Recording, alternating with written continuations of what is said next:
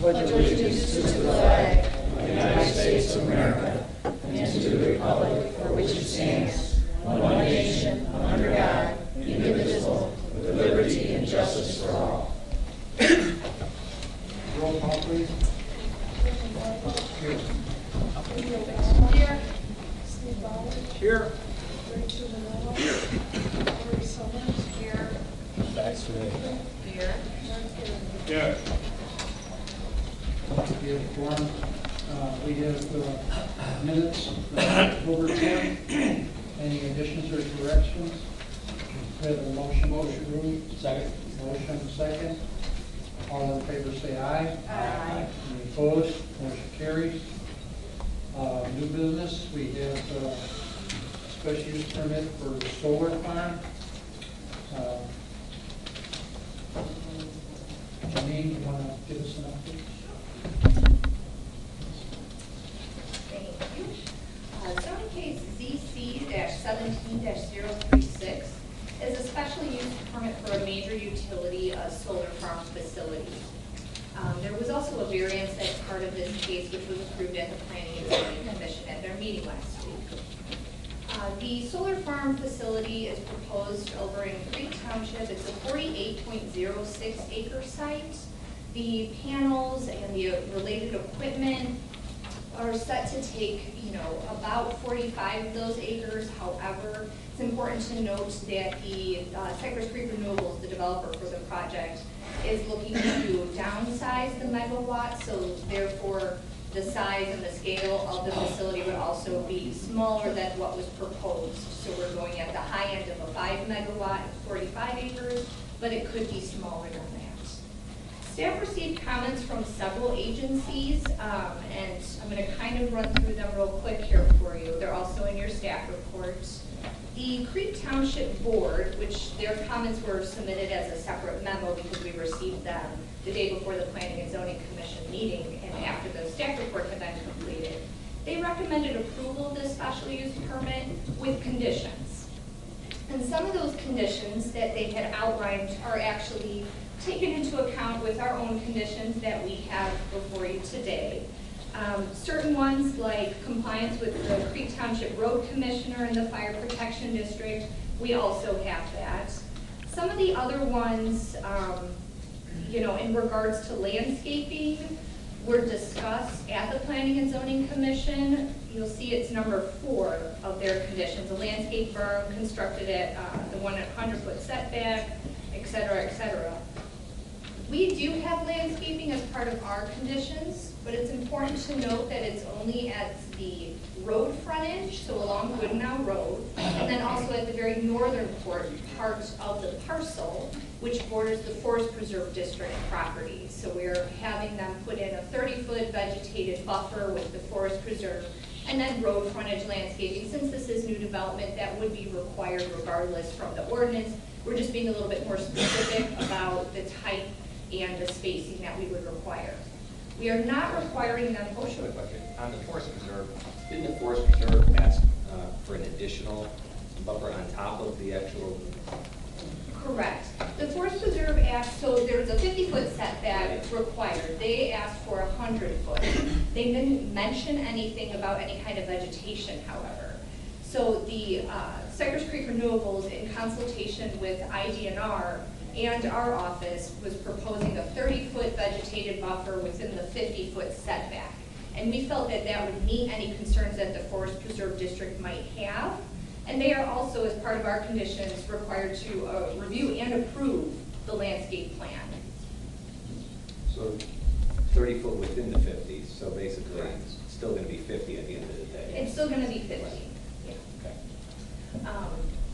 So we are not requiring any landscaping on the east and the western sides of the property. It's abutting vacant agricultural properties right now. And this was something that was discussed at the Planning and Zoning Commission, and we did have community members come out to express that they would like to see berming and landscaping on the east and west sides. However, the Planning and Zoning Commission did not add that as a condition.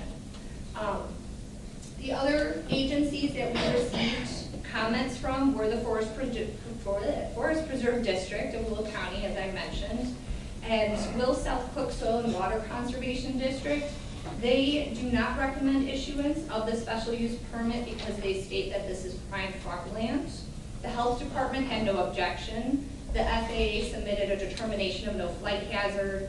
IDNR, as I mentioned, had worked with the developer with that 30-foot buffer to ensure the sort of any kind of mitigation with the Forest Preserve property.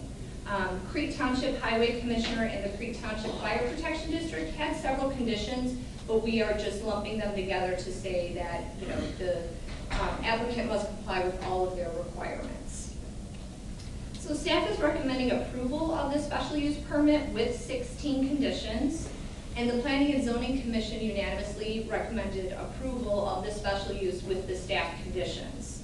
And I will run through some of these conditions here for you. The first condition is our standard that we put on every special use.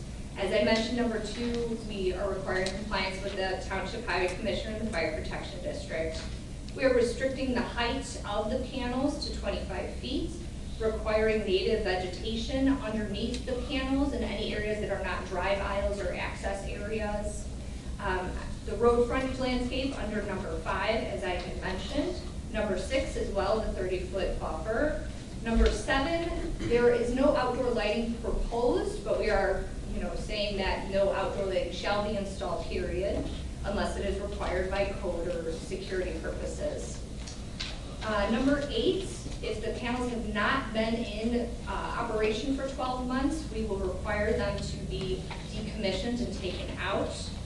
Number 9 is in regards to decommissioning. It's that the applicant will provide a financial surety to, for that decommissioning cost estimate.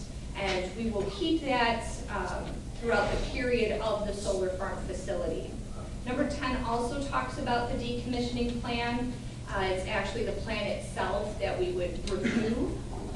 Number 11, we actually stipulate what needs to be in that decommissioning plan. Number 12, we are requiring an update of that plan every 3 years throughout the life cycle of this solar farm facility as times change. Number 13 is for the interconnection agreement with ComEd. Number 14, we are requiring a maintenance plan so that we could keep that on file at the land use office, so we would know if we had any concerned citizens calling about when is the grass being cut, for example, we would know what their plan is for maintaining the facility. Number 15, we are requiring liability insurance. Number 16 is an emergency services plan, which is basically like the maintenance plan where, so that we know and we can have on file for our office. And that concludes. Okay, are there any staff comments or committee member comments? Judy and I both probably are going to be commenting on this. The folks had spoke last Tuesday, and unfortunately I was not able to be there. I think their main concern was this isn't about stopping this. It's just that as the landowners on either side, on the east-west side, that they would like some landscaping along that fence. I really feel that that's something we need to add into this. I don't think it's asking a lot, and versus the return that this company will get, this is nothing. And as far as, yes, there are open fields out there. I live right there, and all the yellow is the houses that surround us. So I don't feel, I'll hand this to you because she didn't have enough copies. She brought this. The blue area is where the actual solar field will go. Purple is Forest Preserve. Correct. Purple is the Forest Preserve, and then the yellow areas are where the homes are at. They're not asking for much. The cost to to this company to landscape on the east and west sides, again, will be minuscule for the return they're gonna get to this, for this. And I want to see that happen. You know, these folks live there, I think they have a right to ask for this. And again, it'll actually make the place look a little bit better. I have huge concerns about the fence with having barbed wire at the top. The Forest Preserve District is right there. We do have a lot of young folks that hang out in those areas. That I worry about, but the biggest thing is the landscaping. And again, I don't think we're asking too much from them for them to put in. This is all these people asked for. These people pay a lot in tax dollars that live out there, and I think that they have a right. I actually gave you a printout that one of the ladies brought in today on what they pay collectively for all those folks that live around there in taxes. And this is what they want. They want, and the total is $269,494.12, just in what was considered, it's all open area, but there are a lot of homes around there. So is there any way that we can go back and request this? I would just point to your attention on the memo from the Creek Township Plan Commission, or Plan and the Board. So number 4, and then number 2. So number 4 discusses the landscape berm that the board had recommended. And then number 2, they say additionally there were 2 conditions recommended by the community that had put forward. So, or I'm sorry, number 1 under that. So again, they talk about a 4-foot berm and tree landscaping. So if the committee talking on the east-west side now? Correct, yeah. So if the committee would like, they could take the verbiage from those 2 conditions and create something to add to the case right now as a condition. So I'd like to make a motion to add that. I second it. Okay, we have a motion and a second. Brian? Thank you, Mr. Chairman. I just want to point out that any condition for the screening, we just have to make sure that it's known that an engineering review will have to be completed to make sure it's not going to impact drainage. So we will have to look at that, and I want everybody to be aware that it may require that there are gaps in screening. I only understand that, and do we have a? Yeah. I would like to hear from the residents that are here that live right around there, if they want to come up on how they feel about that. Yeah. I mean, especially since this is a whole new thing that we have in Will County here, I would like us to Get it right. put in what we feel is necessary. It's new to our district. It's new to the residents out there who lived out there for a long time, farmed out there for a long time, and the solar farm will be the one reaping the benefits from this particular project. So I don't think it's wrong to. I think it's right to include what they feel is important to them, because it's impacting their community, their quality of life. Do you want to go ahead and vote on this? Yes. proposal? Well, we actually hear from the people Just on the first. motion to add that, or Yeah. this, I would suggest that we hear from the people and then we make the motions at the end. Yeah, because there may be some things that we hear that could affect our vote on this. for that one thing, that's fine. Can So withdraw your motion then, please. I'll withdraw for now. Are there residents that were interested in coming and talking about this subject? Okay, would you come down to the podium?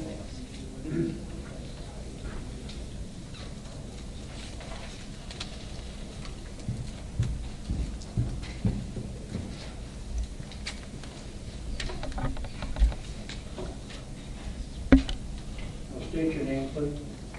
My name is Rita Vicky, and I'm an adjacent landowner, farmer. I'm happy to hear that you're considering the berm, because I've lived out there since 1974. I love my space.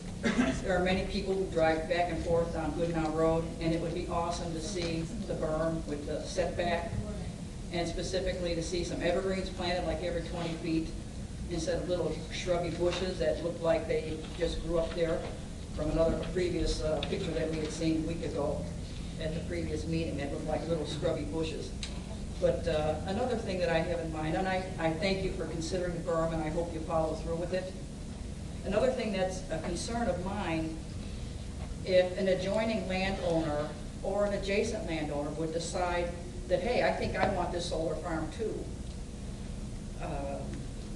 is there going to be any restrictions, or is this going to be where one just keeps on butting up against the other, or growing and invading more and more on the ag issue on farmland? That's a concern of mine. Okay, we don't have any final rulings on those yet. We can take it on a case-by-case basis. I understand that. That's all I have to say. Thank you. Thank you. Next person come down.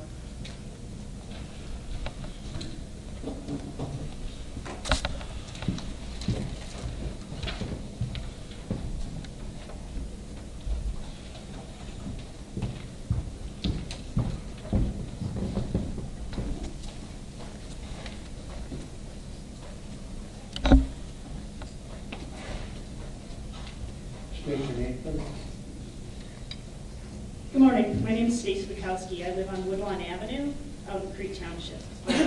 I also own property that is within 1,000 feet of the proposed solar farm. And I was the one that put together the little piece of colored paper. Sorry, I don't have the resources at home to make it look so professional. But I just wanted to show you guys that there are property owners in the area, so when they talk about that it being farmland and it's not going to have an effect, there's 20 residents within a quarter mile of the proposed solar farm that will have to drive by, look out their windows, walk past, etc. every day.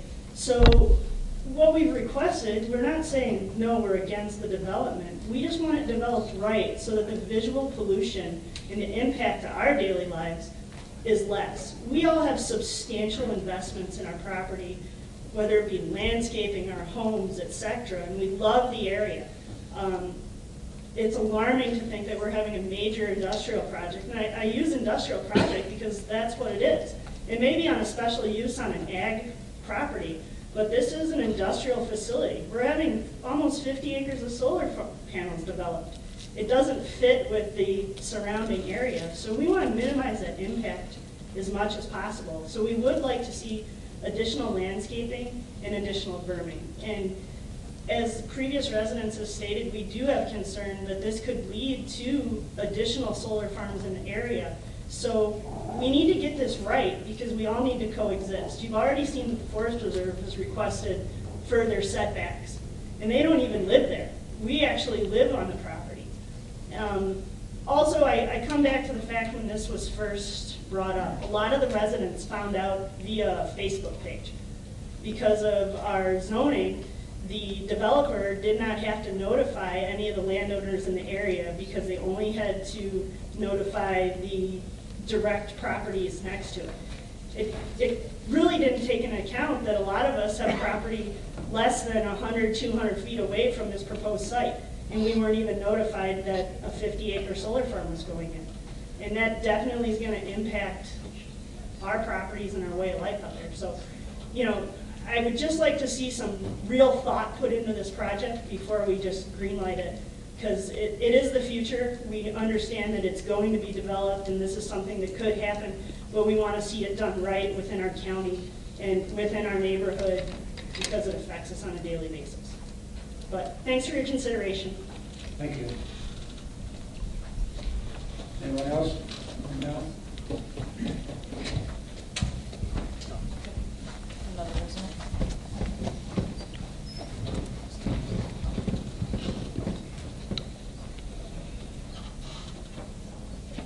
State your name. Nikki Dixon. I also live on Woodlawn Avenue. I'm another resident in the area, and again, I also found out about this on a Facebook post. And most of our neighbors weren't aware of it, but after we all discussed, everyone has concerns with our property values because this is very close. There are 20 large residences within a quarter mile of this area. So that's a concern. In my personal, where I live, there's farmland on two sides of our property. So if this is something that someone sees and says, oh, I can make a little more money than farming my land by having this company lease this from me and put on another solar farm, I just have concerns that since this is the first one in Will County, let's get this right, like everyone said, and make sure that when the next one comes, I don't have solar panels that are, 50 feet from my daughter's bedroom, and she wants to climb a barbed wire fence and go play on the glass panels. So just something to consider is, for future development as well, with the landscaping and also possibly with setbacks, if these are going to be, now in this instance, you do have A1 around, so that's not as much of an issue. But what happens when the next one is one where there's a house that's 20 foot from the property line of what's being proposed? So please consider that in your ordinance. I heard someone mention earlier it is a case by case, so hopefully that will be considered on, additional properties that may become, solar or wind in our area. But I just wanted to, express my concerns with property values, the setbacks, the landscaping. Let's make this visually pleasing as possible so we don't have impacts if we try to sell our properties, later down the line, because we do pay a large tax base in that little area. So that's it. I appreciate you guys taking this into consideration and including it with the conditions. Thank you. Anyone else?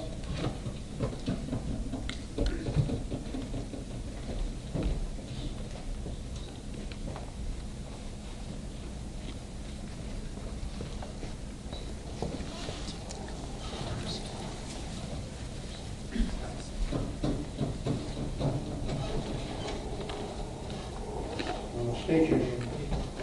My name is Jim Griffin. I'm with the law firm of Shane Banks. I'm the zoning attorney for the applicant for the project. And thank you for letting us speak today. We appreciate it. And we know there's been some concern from some of the property owners that are not located adjacent to the property, but further away. And I know I'm going to have some of my colleagues here address some of these points more in depth.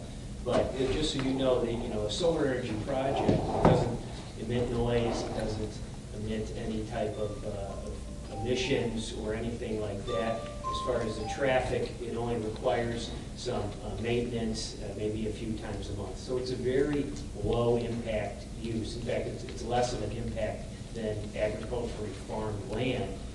So it's a low impact use that is compatible with both the farms and the residential homes in the community. So we feel that is an appropriate use for the property. As far as what can be done on landscaping and berming, you have to keep in mind, although it's a potentially up to 40 some acre solar farm, the amount of energy that's being produced is relatively limited for this. So there's really not an ability to simply add to the project, tens or hundreds of thousands of dollars of additional costs in landscaping and berming.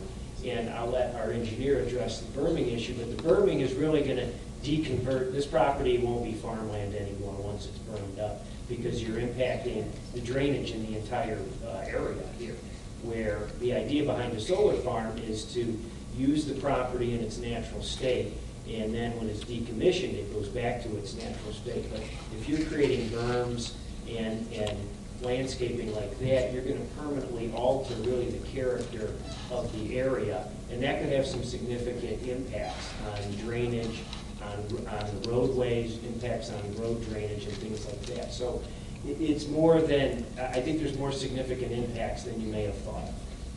It could be very significant, and the cost could be prohibitive. So that could preclude the project from being built, and that certainly is the case. So why don't I let Scott, you want to address? I have a question for you. Sure. First of all, Dan, just to comment on one of the things you said about making the project cost prohibitive, just remember this board is charged with the task of protecting their residents and doing what they feel is best for the residents, not to secure, to make sure that the project's financially feasible for you to move forward. So the board feels that additional screening is necessary for the viability of the project, that we're not always just looking at what you're making on the project. But with that being said, I do a lot of flying. When I'm flying out west, I see these solar farms, and typically they're thousands of acres, they're hundreds of acres, they're massive. So I'm wondering if we start seeing 40 acres, just on your opinion, 40 acre here, 20 acres, 50 acres, are these type of projects financially sustainable to actually add to the power grid, or is this something that I mean, to me, I can't see a 40-acre parcel yielding enough electric to make it viable, but I'm curious with the technology advancements in the solar field, where you could yield that. Sure, well, maybe I'll let Scott address this more in detail. That's the business side of things. Thank you. State your name, please. Sure. My name is Scott Novak, and I'm with Cypress Creek Renewables. I also want to echo Jim. Thank you for hearing our case. And I speak on behalf of Cypress Creek when I say we're really excited to come to Will County and bring the benefits of this solar power plant. It's very early on in terms of where solar is in Illinois. So this would be one of the very first approved projects. And I think that's really something to, a bit of an accomplishment. I want to get to your question. In fact, I'll start there, and then I'd like to address some of the comments that we heard from some of the local residents. So we can't locate a solar farm unless there is sign-off from a local utility. So the local utility looks at a few things. Looks at the condition of the existing grid infrastructure and the capacity. If both are there, right, if the condition is as such that more power can be added to the grid and the capacity is available, so there's enough room on the transmission and distribution lines to take that extra power, then the program works. This is likely to fall under what's called the community solar program. So that's a 2 megawatt project, usually around 20 acres. When we first started taking this project through the zoning process, it looked like it was going to be more on the utility scale, which is a 5 megawatt, 45-ish acre project. It's still being hashed out how exactly the state is going to deal with situations where you have more available capacity than just 2 megawatts if they're going to allow more. And that's the reason why it's not just slashed and saying this is a 25-acre, 2 megawatt project. Now, in all likelihood, that's what it's going to be. So the footprint will be even smaller than the 45 acres we see.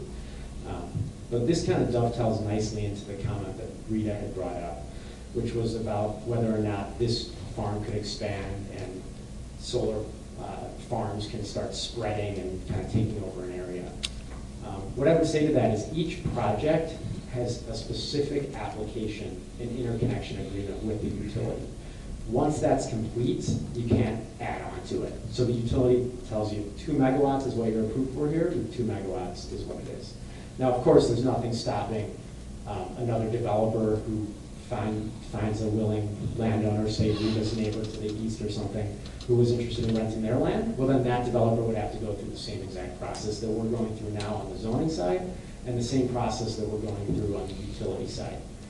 And finally, there's this other aspect, which is the Illinois Power Agency's procurement. And that's how a developer gets awarded the right to collect, to basically sell the energy and collect revenue for it.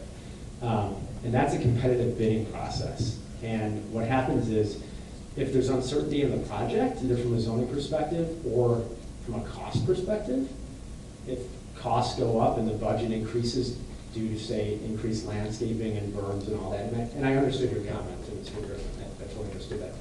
But if the budget gets bigger and we have to bid a certain amount, we're not likely to win the project, is basically how it works.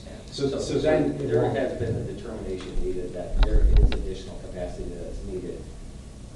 Yeah, we had. They will tell you the megawatts of what you put on their system. Right. So they gave us, it's kind of convoluted like anything else, this process. And we have an initial take, right, that says it looks like there's availability and it looks like the investment needed to basically get the equipment up to snuff is minimal, right? In the scenario where there's no capacity or it's called the interconnection fee is too large, then the project doesn't make sense. So the initial indication was it looks good. We're going to have a complete feasibility study completed sometime in the next couple of months, which will give us a definitive answer. So like any other development, I mean, there's a lot of things that need to come together for this to happen. And we're hoping that one by one, everything falls in place and we move forward with the project. We're active all over the state. We're presenting to various counties, such as Will County, and we hope to get as many projects as we're able to finance approved so that we can, start spreading solar in Illinois, but we'll see what happens. So I kind of touched up on that landscaping issue, but I want to kind of back from a bidding and a cost perspective. I don't want to take up too much time, but I just want to back up and kind of look at it from a practical standpoint. So we're talking about a piece of land here that doesn't have any neighbors within 1,000 feet, okay? So when we think about what 1,000 feet looks like when you're looking out, right? You picture 3 football fields. And so if you're looking out on the ground level, 3 football fields long, I think we all know it gets lost in the horizon there. Now, I've heard some comments from the landowners, and by the way, change is hard, and I totally sympathize with that. And I heard the comments, but one comment was about how on the second floor, maybe you look out your window and you can see 1,000 feet away and you can see what's going on. And on a clear day, totally agree. But in that scenario, a tree or a berm is not going to block your vantage point, right? Because you're looking above. So I'm just trying to understand more. And Lori and Judy, I had the pleasure of meeting you guys earlier when I hosted that neighborhood meeting. And to Rita's point, that invite only went out to adjacent property owners, not folks that were 1,000 feet away. And I appreciate the opportunity to know you guys, and I understand your comments, and I understand wanting to make sure that the residents are happy. I just want to make sure that you guys are also looking at it from a very practical measure, like what are the trees doing? What are they blocking? We have plenty of sites where there's neighbors right across the street or sharing a lot line. And I understand there, and we always work with them. I just want to understand a little bit more the request in this specific instance of why a landscaping requirement like that would need to be met. Yeah, I think that's really all I have for now. If you guys have more questions. I have a question. Sure. When you were describing how you make money off of the project, and again, I agree with Ray, this isn't really got a lot of bearing on it, but it may. If you're told by the utility company how much you can produce that they'll buy, what's to prevent you from expanding it to their max on that land and then selling it without going to the utility company to people that are around you? So the way that the power is, the way this process. In other words, bypassing the grid because you want to make more money.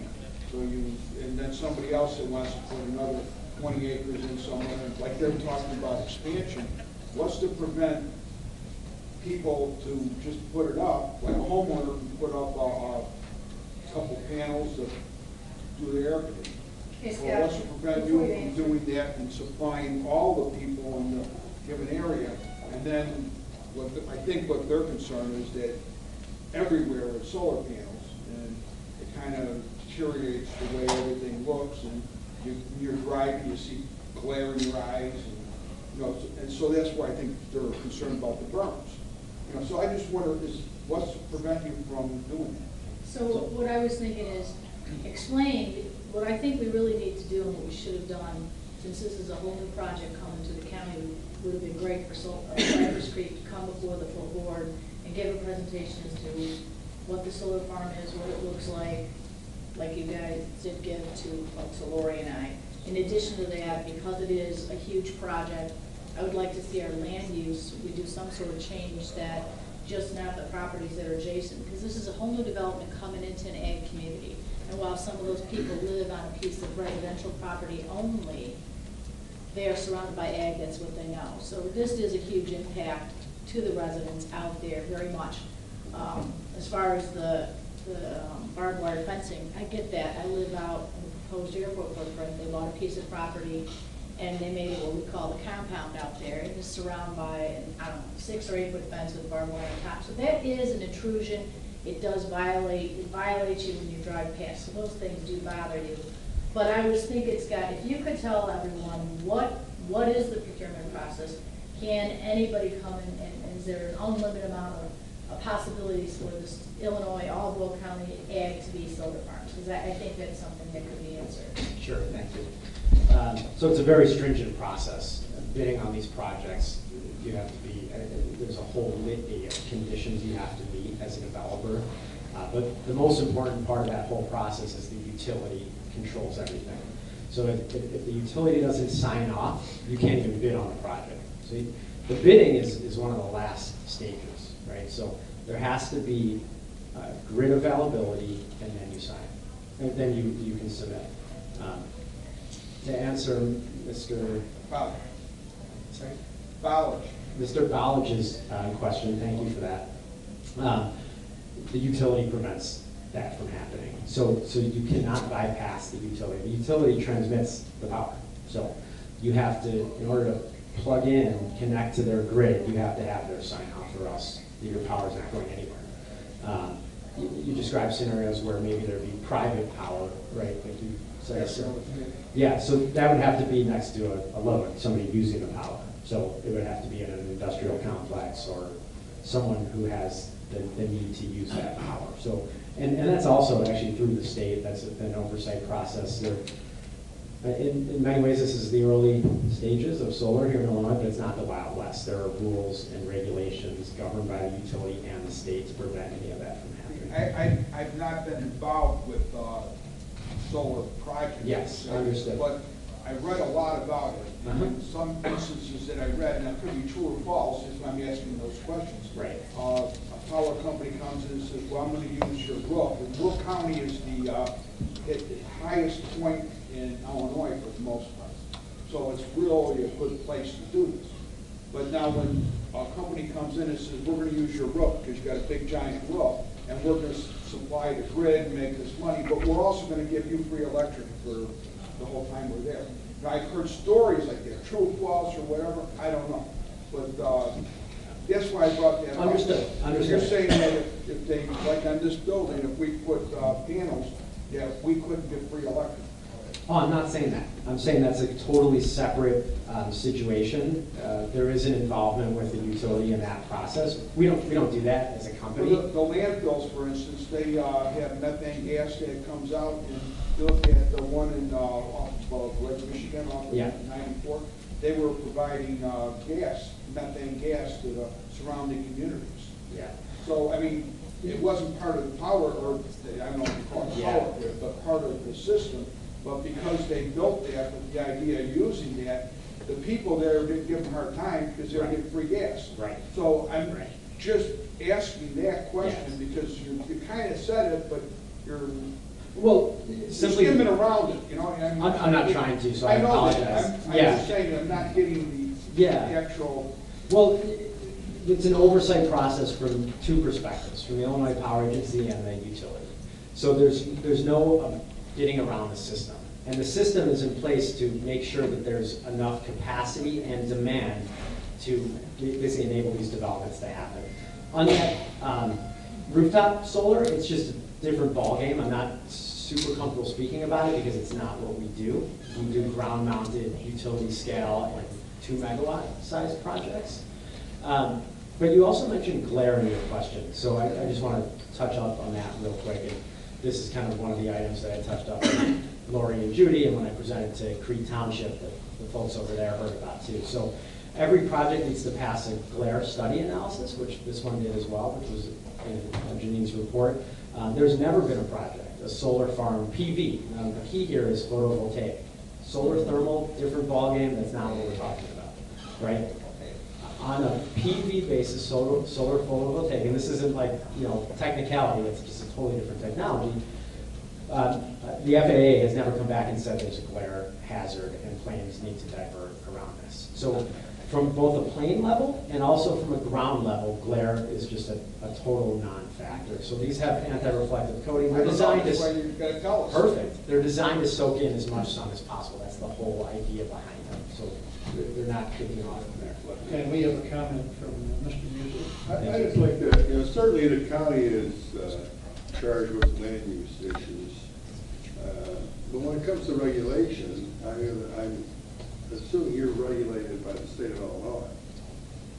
Where's the regulation come? So when we ask these technical questions, it's really regulated by the state, not the county.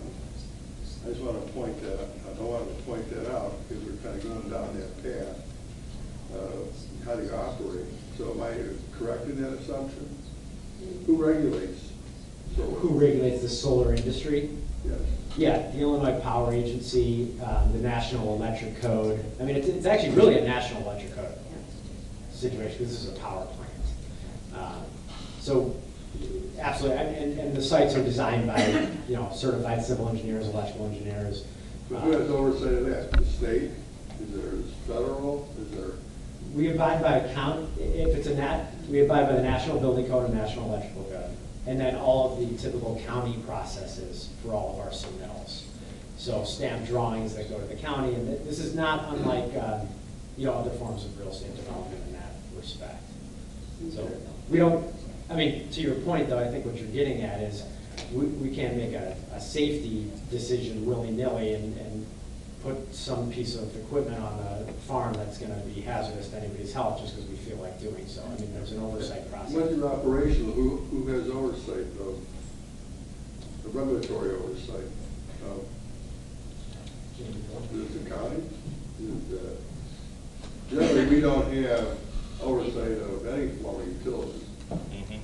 That's why I'm asking the question. The county has obviously zoning authority. Yes. And the county also is going to issue the building permits for any solar energy project. And inspection and maintenance issues are still going to be within the county's jurisdiction. Now, what's outside the county's jurisdiction is the sort of the electrical side of it. When and where and how does the electricity get transmitted into the grid and where does it go? That's the Illinois Power Agency side of it. When you say inspections, so there's regular inspections that are required on an annual basis, semi-annual basis, and you're saying the county has that responsibility? The county has the same responsibility they have with any other structures or development in the county. So you can inspect it or you can't inspect it. It's up to the county. You probably wouldn't do a typical inspection out here unless there was a complaint, but you'd have the ability to do that. But the Illinois Power Agency is not inspecting the facility. Okay, well, I have a concern about ongoing operations, who has oversight beyond the land use. I'm thinking, I didn't think we did, but now that you raised a whole set of new questions, in my mind, the ongoing operation of a solar field, and I'd have to ask our land use department, are you equipped and aware of that you're going to have to have continuing obligations there? No, not in the building department. Building department will review the project. We'll issue building permits for the project to be constructed, erected. We'll do inspections at the time of construction. We'll issue final certificates of occupancy to show that the construction complied with all codes. Any ongoing inspections, that is not a function that's typically performed by the building department. Well, do you mind if I say something? We have a gas to energy plant at the landfill. Okay, so we are a generator of electricity ourselves. And so who comes by? The only people that come by are the EPA. The EPA doesn't know anything about electricity, transmission, anything like that. So once it's built, the building department or whoever the body that oversees it, and then the owner is responsible. So in this case, we own the land, but Waste Management, Renewable Energy is the one, they have someone on site all the time. Of course, in this case, you wouldn't do that probably, but you have someone that periodically checks on it. If there's a problem, we'll hear about it, I suppose. I get reports every month about when the plant shut down, when there's maintenance, all that. So, because we're the owner.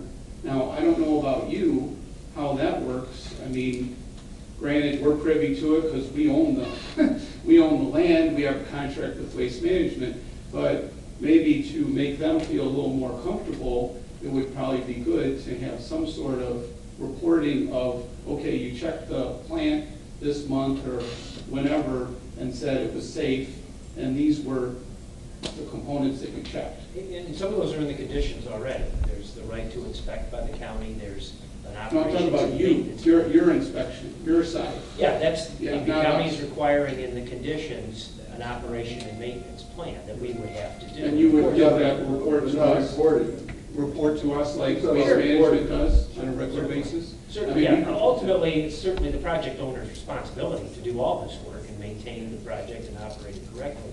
And Cypress Creek, you know, they have projects throughout the United States, very experienced operator for, you know, these types of projects. Probably knock you off the. So this is my concern, okay? We have this huge solar farm. Lori and I were part of a presentation that Scott gave me a lot of answers to these things. Jim, you and Ray and Steve had brought up a couple other things. I think what we should have had is we should have had a presentation before the board, if not just not land use, that maybe executive committee, something like that, because it's a whole new animal out to our area. We're not used to it. I know you guys have energy solar farms throughout the United States. I've seen the pictures of them. I know what they look like. But these are questions that we don't know the answers to because no one had the presentation except for a couple of us, okay? But I think that is a big problem. Dean, you've got questions, ongoing questions and like this, so I'm thinking, oh, maybe it's more beneficial if we have a presentation by Cypress Creek so that everyone, you guys can have the right people here to answer the questions. Everyone can see pictures of the proposed area, which is a mock one, of course, but based upon his other solar farms that they have elsewhere, so that everyone can understand what's going on. Because I really want to make sure that we do it right for the residents, like you say. We make sure that things are done right as far as ag land goes. I live on a farm, so I know the impact of any type of development. We just had a pipeline go through, Enbridge pipeline, so you can see the impact that happens with that. So those are things that you guys aren't like a pipeline. You don't run through the land, but you have your posts that drive down to hold your solar panels and stuff like that. That's just my thought on this. It would help, I think, for people to know that and have these questions, answered. And I want to add into that, because I'm in agreement with her on that part of it. You know how I feel about this. I still feel the same way. I have no issue with this. I think this is where we need to go for our kids for the future. However, we still have to address their needs as well. Now, I'm going to throw this out at my farm people here because Judy just pointed this out to me. Agricultural fields have tree lines.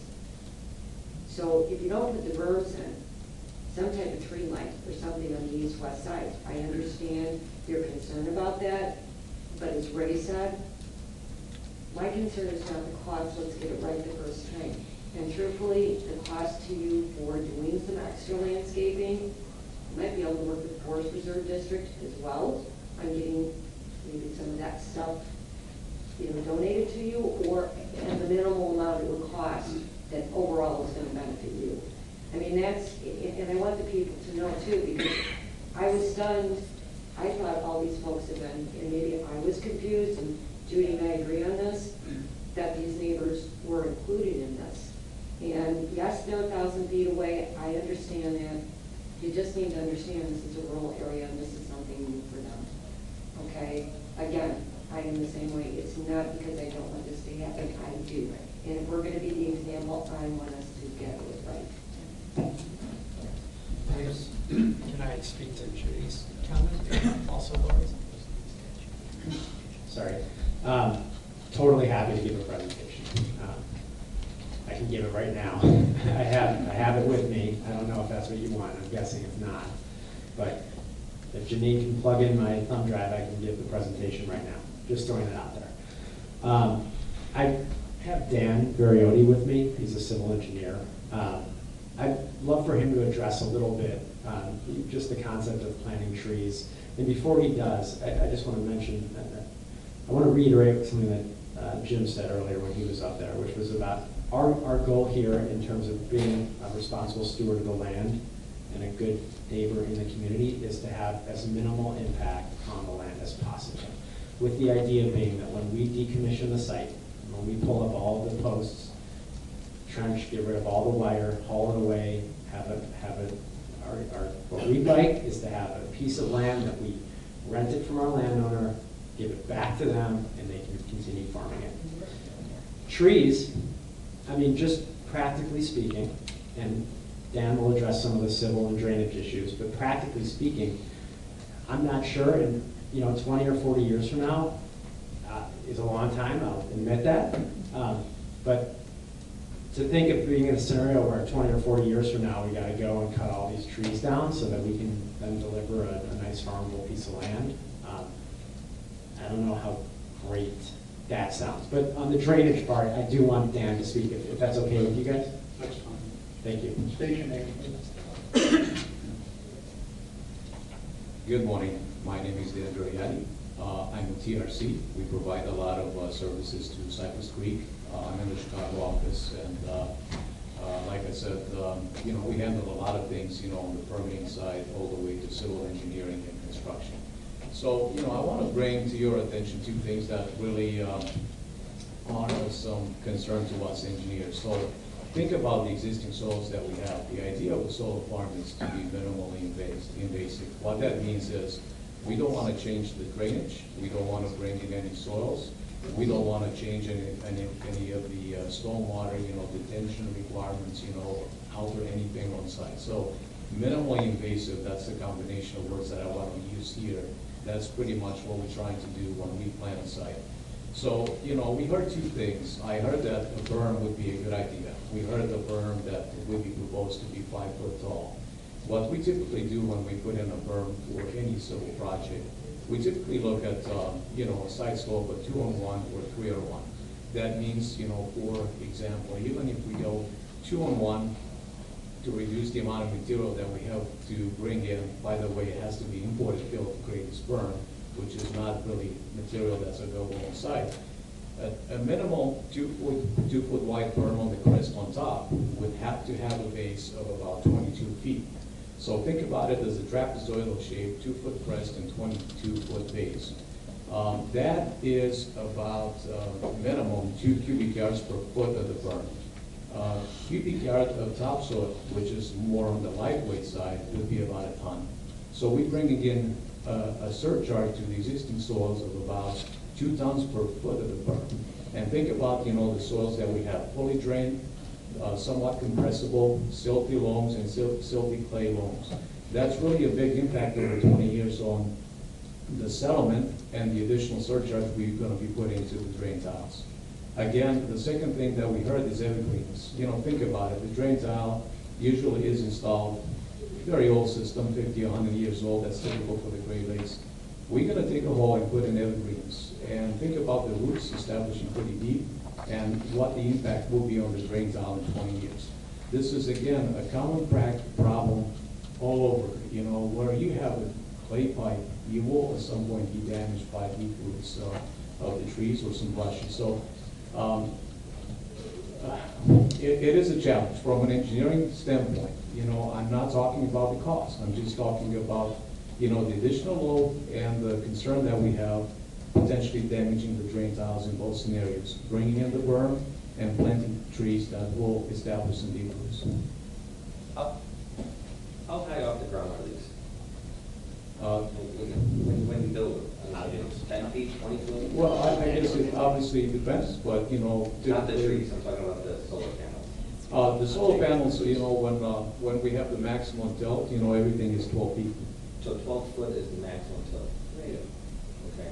And I guess my biggest concern, when I look at the map, the overview, this looks like it's right smack in the middle of a very large agricultural area that looks like it's still being farmed.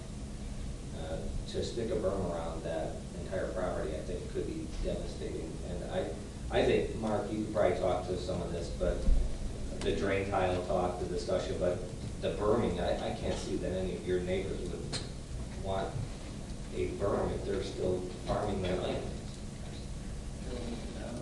Yeah, come on down, Mark. I wanted you to come down anyway. You're the best. As Mark, Mess up the whole flow. yeah, no, it's not Mark. As Mark comes down, I thought I would address something just to give you a little bit more context and history. Sure. So our landowner's brother owns the land immediately to the west of the site, and he currently farms his land and he farms our landowner's land.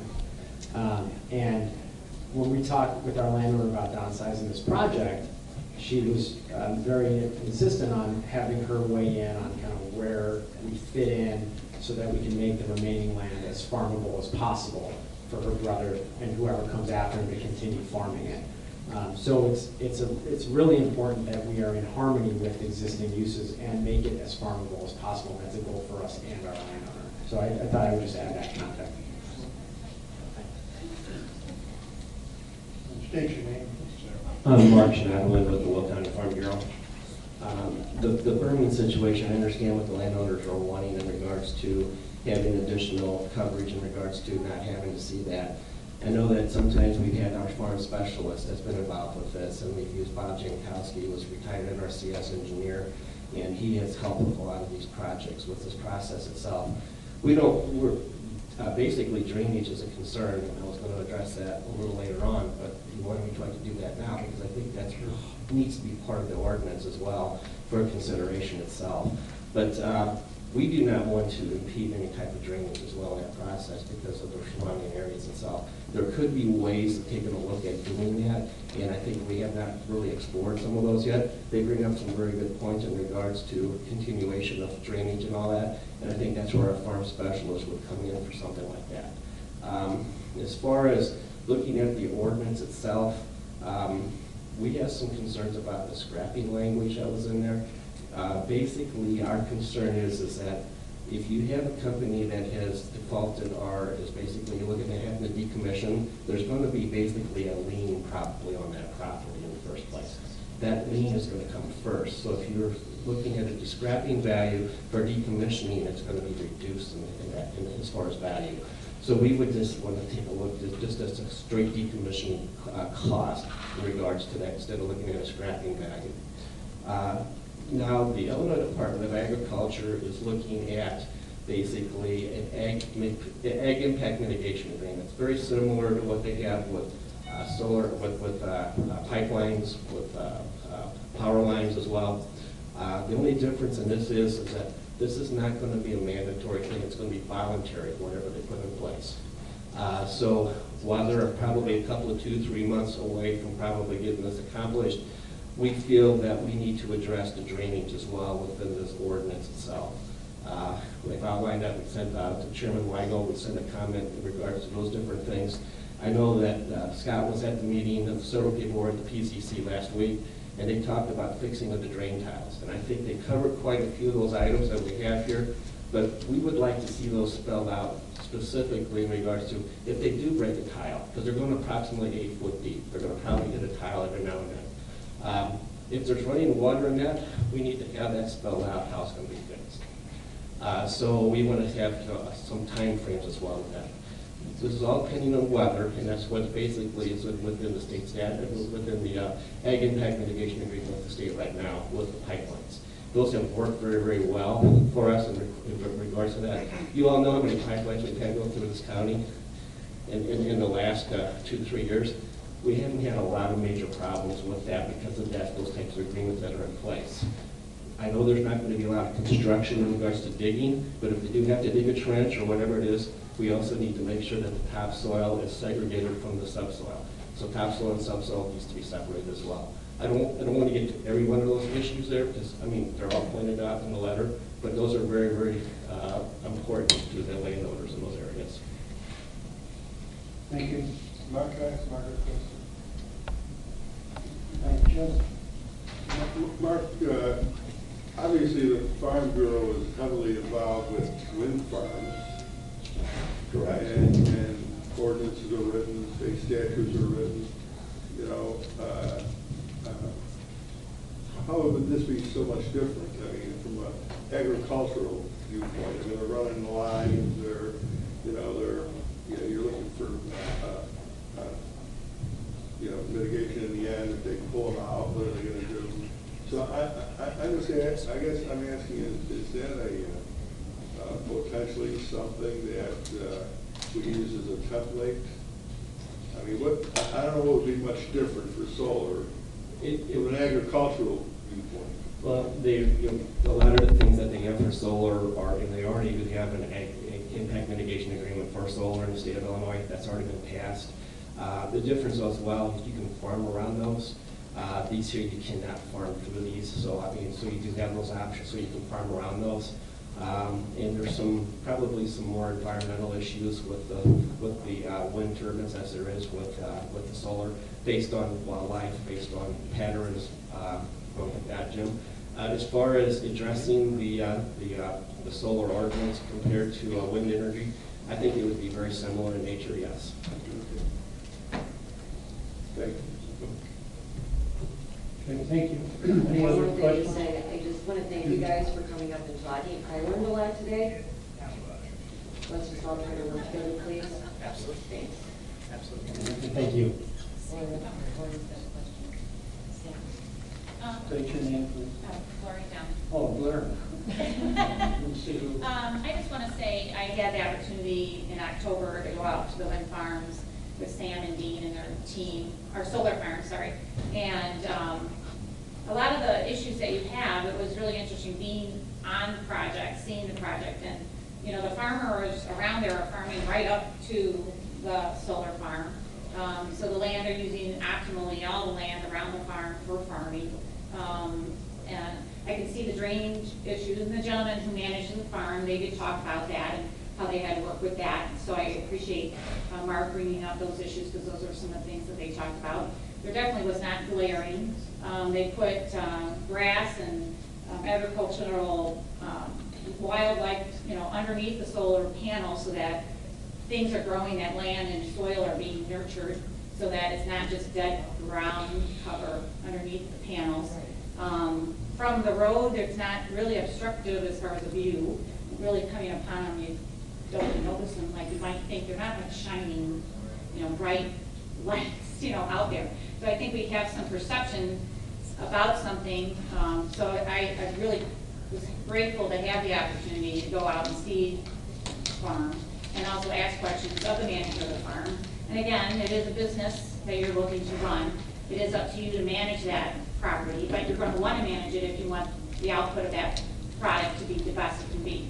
So I'm not too concerned about maybe the inspection part of it, because you're going to want it to be managed properly in order for it. But for us to maybe have the opportunity to go out and look when needed, I think that's also appropriate too. So I think, I do think the tours that we go on are very important, because I do think they give us a lot of insight. So I do think a lot of the questions that you have are very pertinent, but if you go on to the actual farms, I think they are being managed well, that I've seen.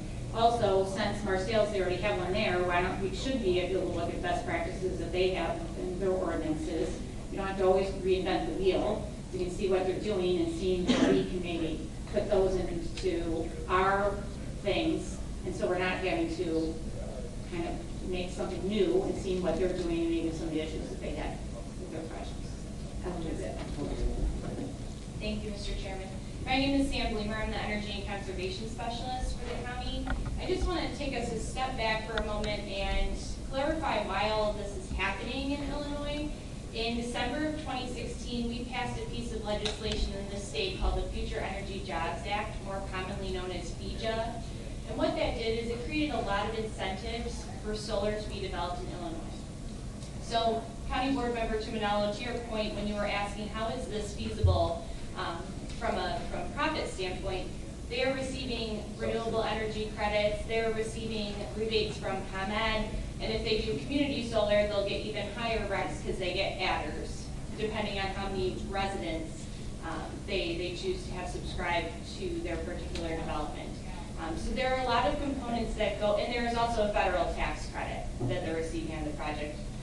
So that gives you some context as to why it's now feasible in Illinois. Mr. Speaker, when you're talking about wind and, you know, is there some comparison? It's just the fact that wind has been around longer in Illinois. We've had more time to build those pieces of legislation and policy that speak to decommissioning and so forth. So that's some basic context. To address barbed wire fencing, that is International Electrical Code. So what we're looking at is a 6-foot fence with another foot of barbed wire, or they can do a 7-foot chain link fence. So you can go either way there. Thank you. Well, but that's one of my concerns. I know this is a heavily incentivized industry. But when those incentives go away, and the tax, there's no longer, they use up their tax credits and whatever other credits they get. You can make a living on selling credits from the federal government, right? It's a good living probably. When all the incentives are gone, is it a profitable operation or do they walk? So, and I don't think you can answer that, by the way. You can say you're not going to walk, but, you know, once the owners or the stockholders go, well, we've used up all the profitable revenue streams, it does concern me that they can just up and go. You know, Mark, I got one other question for you as long as I'm talking. And that is, you know, I've dealt with agricultural community for a long time. And I've always lived next to a farm. And by the way, folks, it wasn't always the most pleasant place to live, especially when they used to have livestock. You know, I go back when they was next to hog farms, dairy operations, and there's times when the wind's blowing, it's not all that pleasant for residents. So, you know, so living next to agriculture is not always this panacea, right? They create dust. They do a lot of things for us who encroached on you and decided to put our houses near you. So that's part of it. But here's one of the messages that I've always thought I got a cut from the Farm Bureau and the agricultural landowners. Don't tell us we want to have the option of utilizing our property and diversifying our revenue streams if that's what we choose to do. And the reason I'm bringing this up is when we, as a county, we look at land uses, you know, one landowner's land rights don't trump another's necessarily, you know. And so I'm assuming that the Farm Bureau, which is generally your business policy, is, hey, we're you may even say neutral, but say, you know, your farmers can use their property however they choose. Yeah, within what is permitted other land use ordinances. Yeah, we are not opposed to the solar option. We also are in favor of renewable fuels, renewable energies here in the state of Illinois and throughout the United States.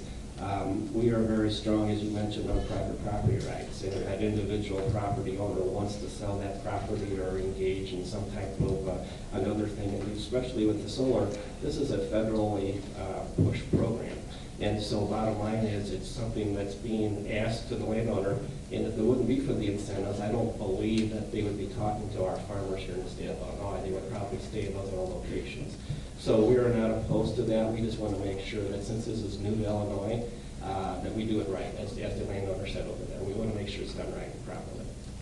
So if we have repetition within an ordinance or it's covered someplace else, I don't think that's bad up front, as long as we're making sure that the landowners are being covered as far as being protected. You know, and sometimes special use permits, I'm in favor of, because you get to kind of individually tailor if there's impact. But we need to be careful that you know, we're not putting something on one landowner and not requiring of another.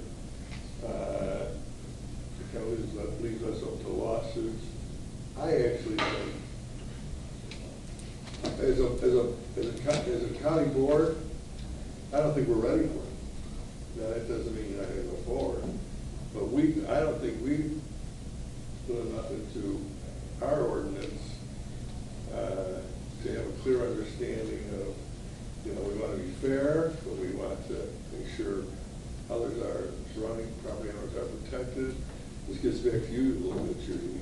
You know, I just don't know if we've developed our ordinance enough. And that's you know, for me a problem, but it should be your problem. I mean, this is going forward in the process.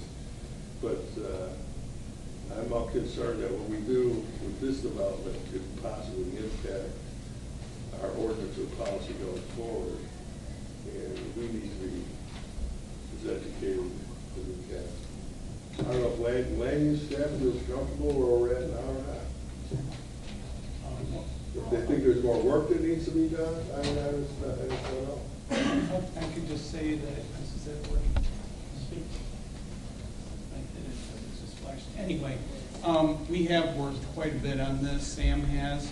However, there's always Not from a land use perspective, maybe? Yeah, we have. Yeah, absolutely.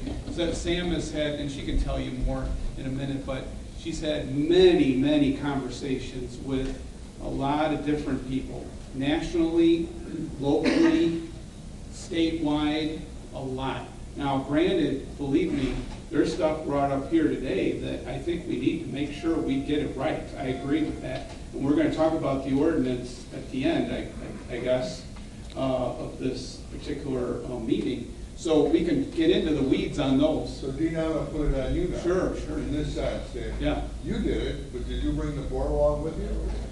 Well, we've been talking through the zoning. It's the zoning. I understand, but have you brought us along with you? Well, this is just one component of the zoning ordinance. Just keep that in mind.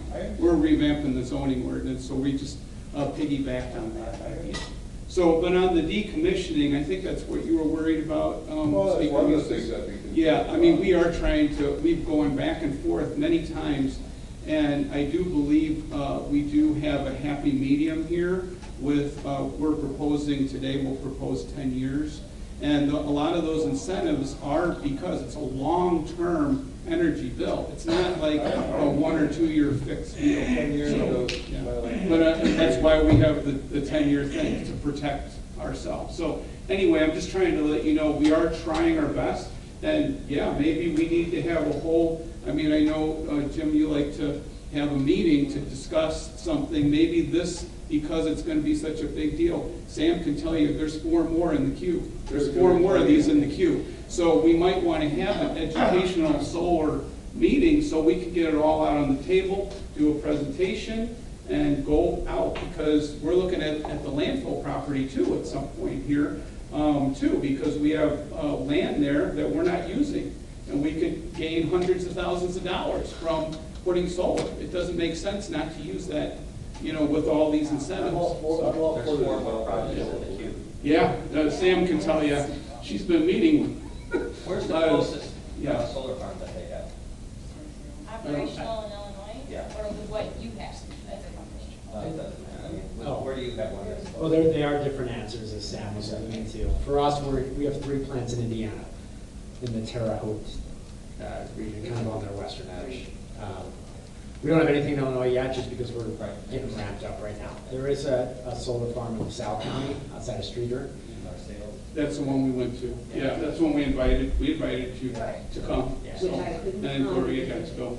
Our meeting's running over and I had to go to work. So. Yeah. Well, anyway, I'm just saying we've been trying to educate. Yeah, you guys if we have can. been. And I just want to say one more thing, okay? Since we kind of got, not that this wasn't wonderful because we needed to be. I understand it. I am not against this. I love the fact that this isn't like a farm. That if these farmers, we can give the land back to the farmers, what you plant underneath will restore the soil. My concern that I brought forth today was about the surrounding homes and landowners, because there are several. There has to be a way, and we're glad to you, Mr. Mark, I always do every time I'm around you, thank you, that we can mitigate something with these folks. So everybody can come to an agreement, and yes, we do have to have more education, please, okay? Okay. Hey, Tom, I have another question over here. You want to come down? Yes, I would.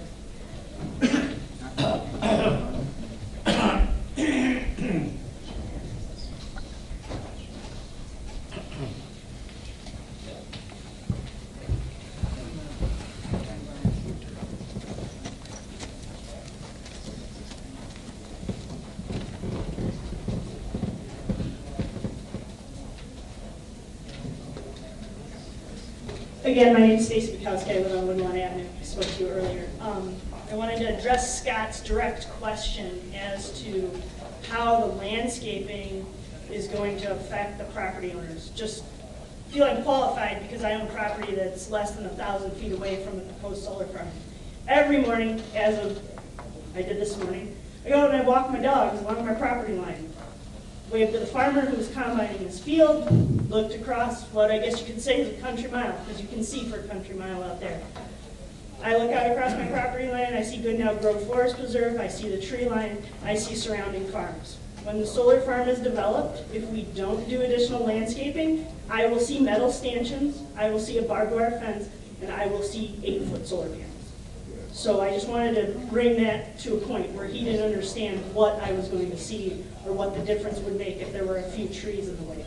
I lived in the area for 16 years. We deal with drain tile on our property all the time. We found that evergreens are an excellent option for drain tile because they have a shallow root system. So they don't affect the drain tiles. I don't have drain tile issues with my evergreens. They grow shallow. So that was why surrounding neighbors proposed maybe an evergreen screening would be wonderful to take away from the fence, the chain link, and the solar panels themselves. I can't speak on the berming and the engineering wise, but I see berms used throughout the county and throughout landscaping, so I imagine something could be figured out. But I just wanted to address his direct question as to what the residents would see and why we had such an objection to it. Thank you. Steve? Yeah, I was just gonna say, there's a lot of stuff here that we don't know. And I read all kinds of stuff, and I'm learning stuff again. So maybe we need to table this and, bring it back where we can actually spend more, have a special meeting with just this and address some of these issues, because I get what the people are talking about, and I like the idea of the farm, but it's just a lot, it's a complicated issue, and we really need to know more about it before we make a vote. Because I don't want to be voting on something I don't quite understand.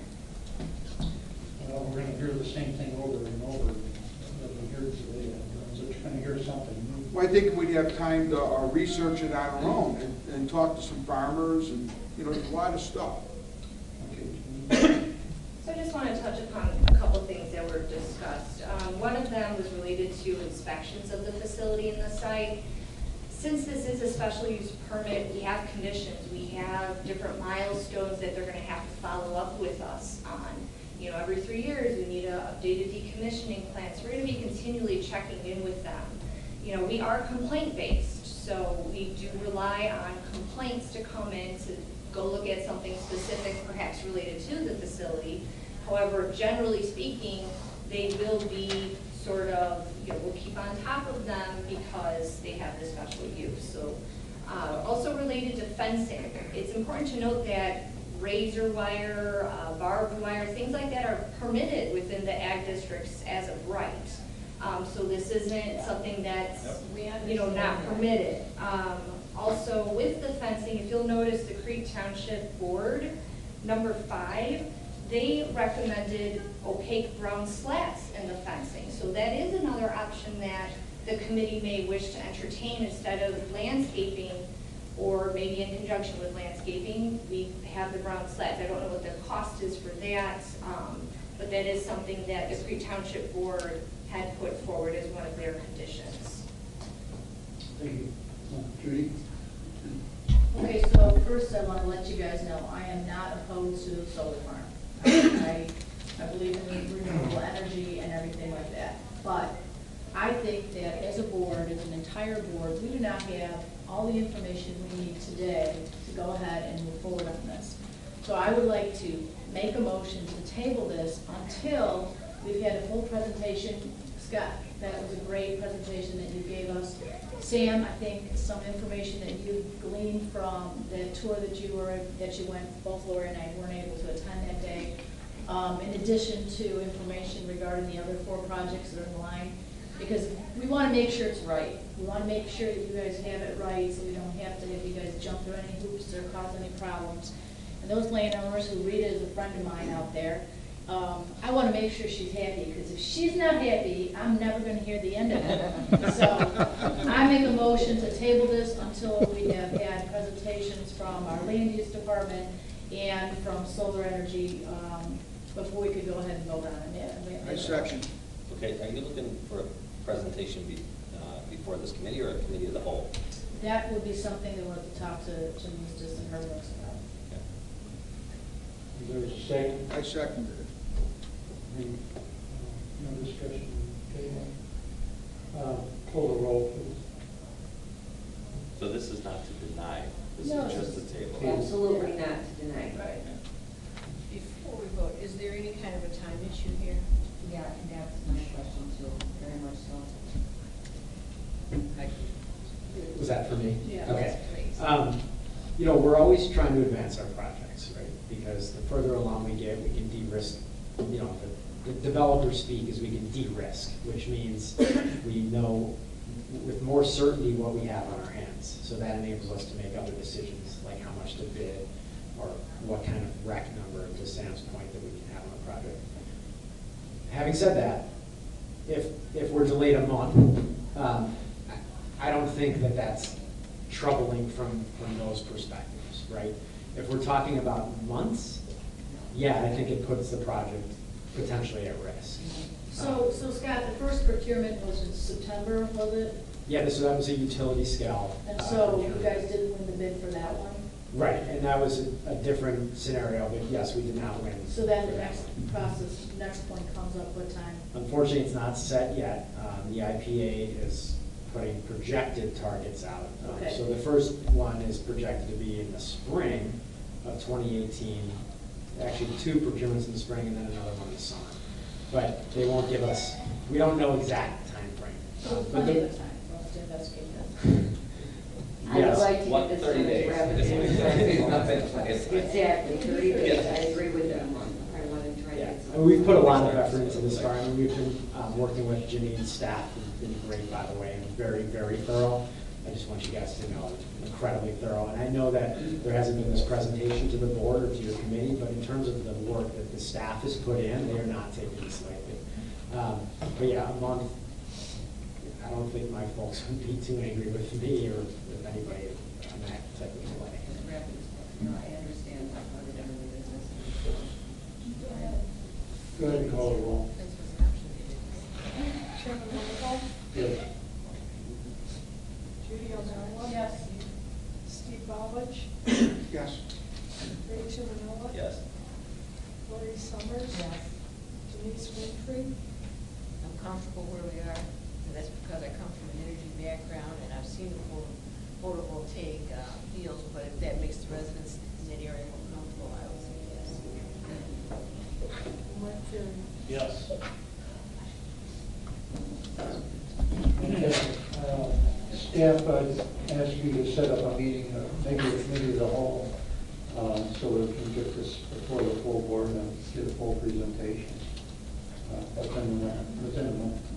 I would suggest that we do a committee of the whole, maybe after the next Forest Reserve, because it comes before, if it falls before our land use meeting next month, sometimes they do, sometimes they don't.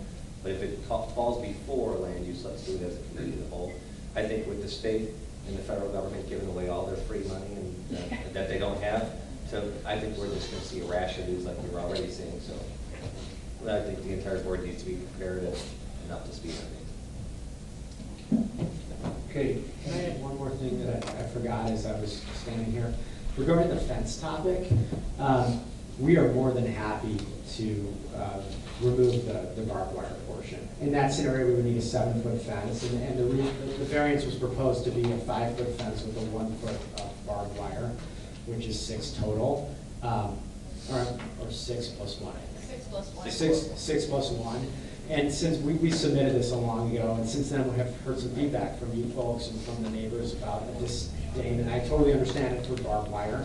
And while it is an allowable use or allowable type of fence, we would be certainly open to removing the barbed wire and having a 7-foot chain link fence. I understand there's legal implications. We would have to go through the variance process again, but if that's something that people would like us to do, we can certainly do Why that. would they have to go through the variance again? Because they were only approved for a 6-foot fence, so if they go to a 7-foot, they have to go through the process.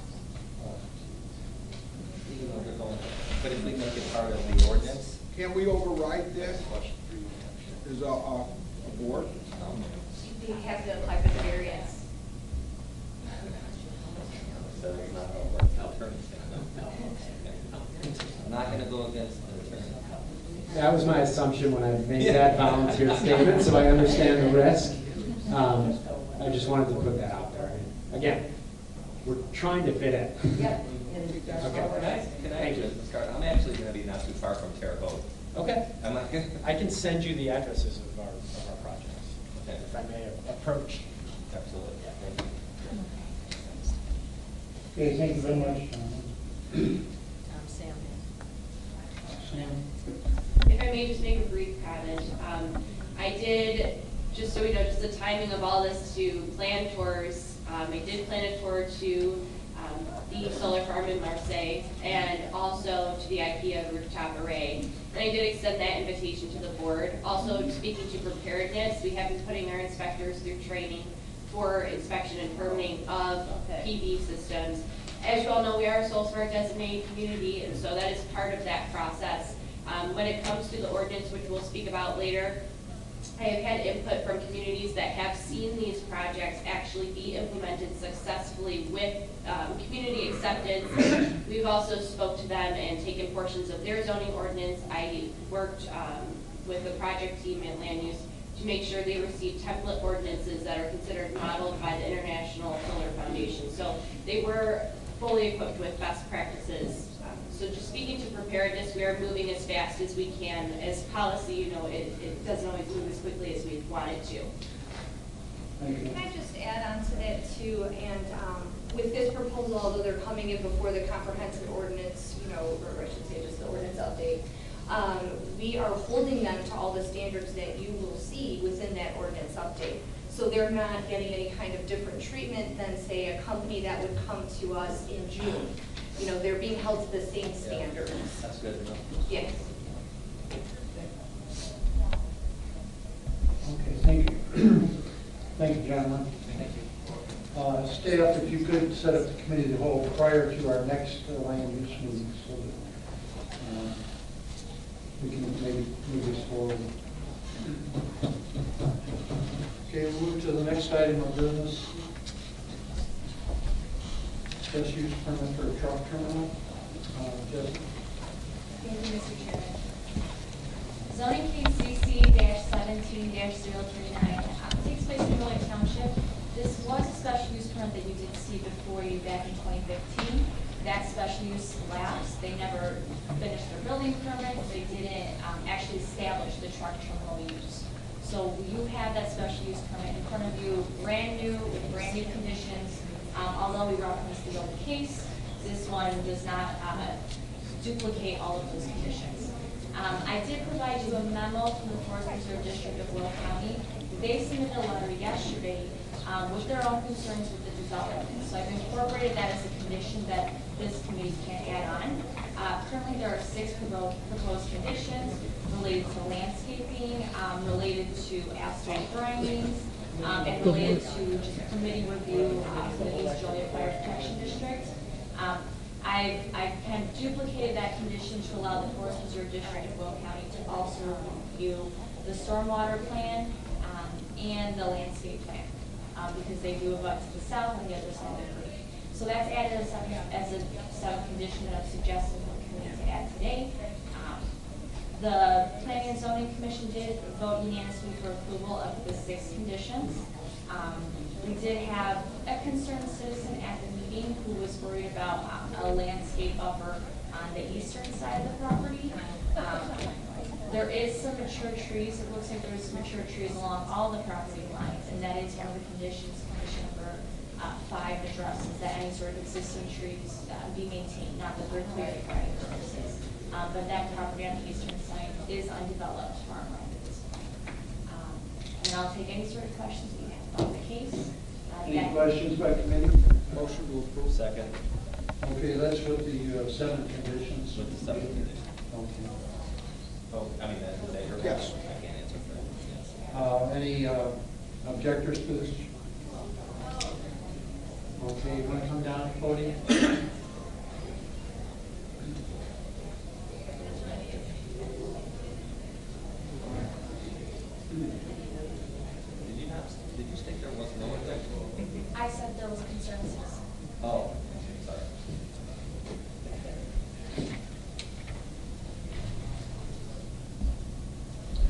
State your name, please. My name is Jay Gregory. I'm adjacent landlord to the east. Landowner, I guess. Okay. What, do you have a problem with the development? Yes. First of all, I'd like to say I wish this was a solar farm. Thanks a lot. Oh, here we go. Yeah, but it's a truck terminal. And I have a farm adjacent to the truck terminal. And my property abuts it, and it's probably like 600 feet. And staff here said I'd like landscaping. That's not correct. I'd like a fence between my property and the truck terminal. I live by truck terminals. I've seen truck terminals. I know how they operate. You have a truck terminal across the street from the Will County Police Station that's going to be burned and fenced. You have one on Manhatten Road that has a beautiful white fence all the way around it. You have one next to me that has partial white fence. I'm looking for a fence down my property line just to keep peace with my neighbor. You know, it's been like 3 years now since they started the project. They cut big holes in the side of the building that face me. They were never there when it was a Christian youth center. It was never a problem. I stipulate with Mr. Hanson that there's trees on the property. The front of the property is very well screened. You can't see the office part of the building at all from the street hardly, but everything's in foliage. But I'd have to give you a plumber's analogy. The front of most of my plumbers look fine until they bend over. And the back of this building's unscreened from the street. And I'd like to have a screen, stockade fence, 6 foot high. I don't need barbed wire. I don't need anything like that. I just like a fence on my property line to keep them on one side or the other. There are mature trees. Some are on my property, some are on their property. There's what most people refer to as a tree line or on a farm between the two crops. That's fine, but that's not what I'm looking for. I'm looking for a fence. And a white fence like they put up on 3/4 of the property would be just fine on my side. And that's really what I'm looking for, is to keep trucks off my farm property.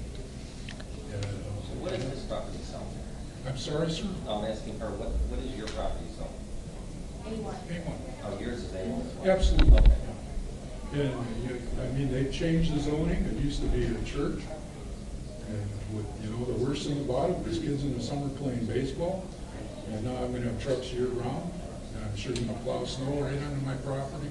They're going to do everything to get it off of their property. I'm sure I'll have issues. I just like a fence. How long is your property line? 1,000 feet or? Oh, it's like 600 feet, 540. Yeah. Mr. Hanson's provided me this morning with pictures of the property from their perspective. I don't know if you have those. It shows, some trees and stuff. And it also shows this building that sits on the property line. It's unpermitted. It doesn't come up on any of these plot plans. This is a garage that Christian Youth Center built. I know the property owner didn't build that, but I've always had a problem with them storing anything they didn't want on their property behind the building and on my property. Well, that's one of the reasons I'm asking about a fence. And like I said, I'd love to have solar panels over there. I have no objection. I can even ask for landscaping. So you're east or west of the property? I'm due west, sir. West. Okay. We'll have the attorney come down and address your concerns. Okay. Thank you. Do you want me here? Stay back there. Okay, thank you.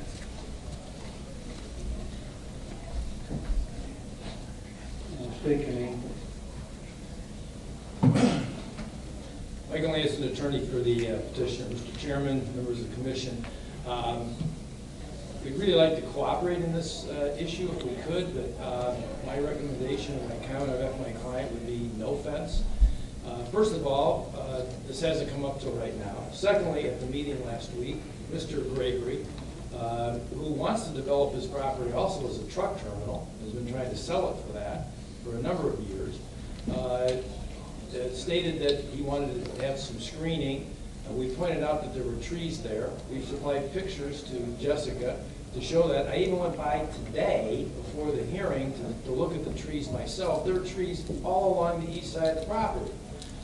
Mr. Gregory, in my opinion, to be very honest, is just trying to be an obstructionist here with respect to our petition.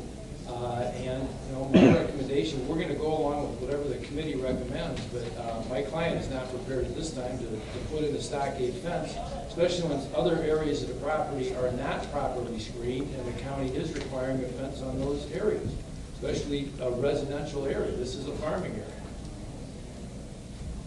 So last week you had mentioned that you lived east of the property. Today you said west. Is it east or west?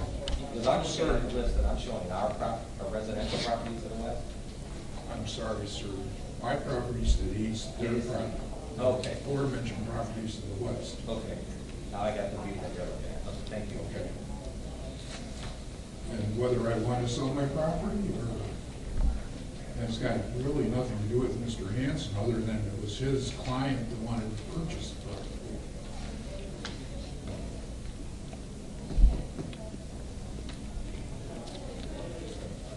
I'm not being an obstructionist.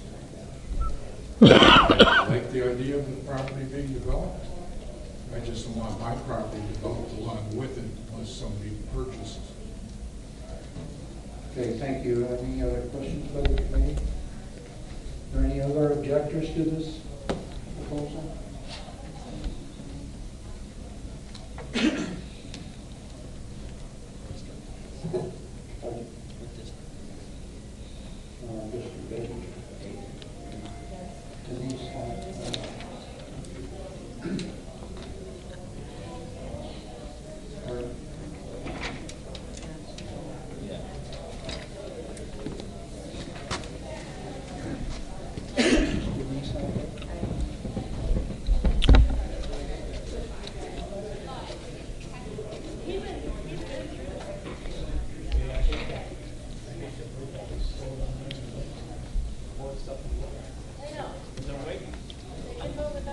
There's three people.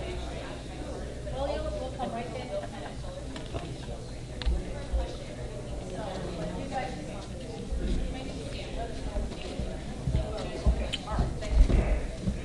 Do these out there now? You went out the other way. I don't know what she did. Okay. I did not see her. You still have one.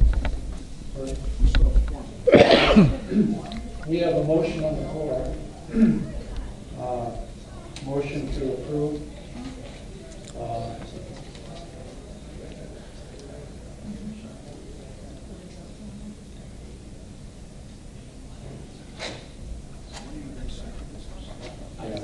Yeah, Ray second.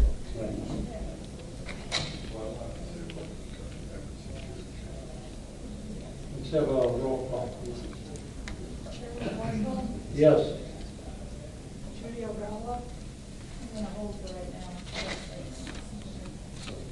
Just 1 second. Yes. Yes. Steve Chilvanella. Yes. Lori Summers. Denise McCree. Mark Berry. Yes.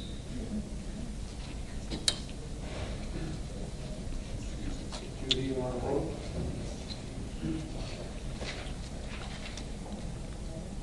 I'm just going to be a no because I have no room. Okay, motion carried. Thank you. Thank you very much.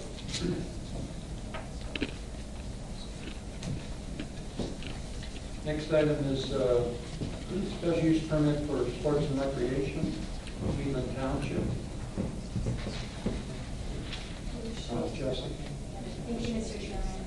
This zoning case, like you said, takes place in Cleveland Township. The applicant is requesting a special use permit in order to operate a CrossFit center in one unit of a multi-tenant building at this location.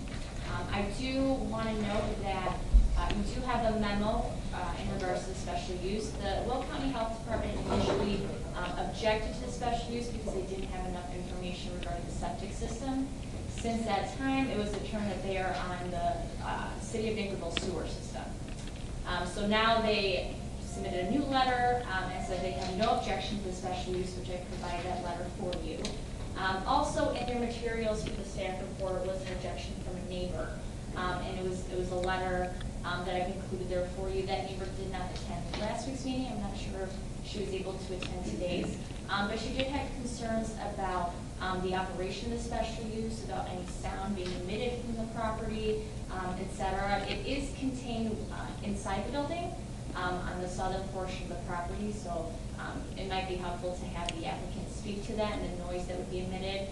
But generally, the operation of the CrossFit Center, it is earlier in the morning, later in the evening, because it definitely accommodates people working. But I can let him speak to the nature of his business. We had no other objectors at that meeting, and no other objection from other agencies. Thank you. The owner here, want to come down and tell us about your selling?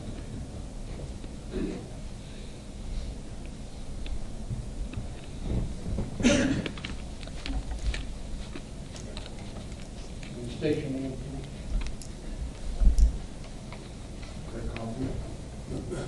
Want to tell us about your facility? There was concern about noise. I think we play music when people are exercising. I'm totally willing to move. I try to move some speakers and keep volume down hours a day when it might be disruptive to families, people sleeping or something like that. But when we had our first meeting, I explained that my current facility, we're next door neighbor to a car repair place and other things where there's waiting rooms and a lot of people. I've never had any complaints as far as noise going through the building. And just for my own personal, I walked around the building and just tried to see how far out you could hear, just because I don't want to be a disruption at all. The only time that I could see that possibly the noise carrying would be like early in the morning when it's completely silent outside. And so at that time, instructed my coaches to keep the volume at a reasonable level, and also we moved the one speaker that was actually close to the corner where the neighbor would be, I guess, the closest proximity, just so that it's not by that door at all, just because I don't want to have any issues. So. You keep the doors closed? Or? Yeah, the doors are closed on that side, yeah. Make a motion to approve. Second. Motion and a second. Any other questions? Any objectors? Okay, all in favor say aye. Aye. Any opposed? Motion carries. Thank you. Next item is request for extension of the special use permit. Brian? Thank you, Mr. Chairman. This will be the second extension request. The county board granted the previous one, I think it was September, but the applicant is just planning ahead because they are still waiting for their IDOT approval. We do think that'll be coming pretty soon because we didn't receive a preliminary response that that project is hopefully moving to finally commencing, and at that point the extension would no longer be needed. So once again, it's a request for 6 more months, and this will be the last one. That's it. Second. Motion second. All in favor say aye. Aye. Any opposed? Motion carries. The only signal meeting for 5-6 hours because it's not illegal. Okay, we've got these zoning ordinance update text amendment. Let's take a 5-minute break for. Hey, Tom, before we go on break,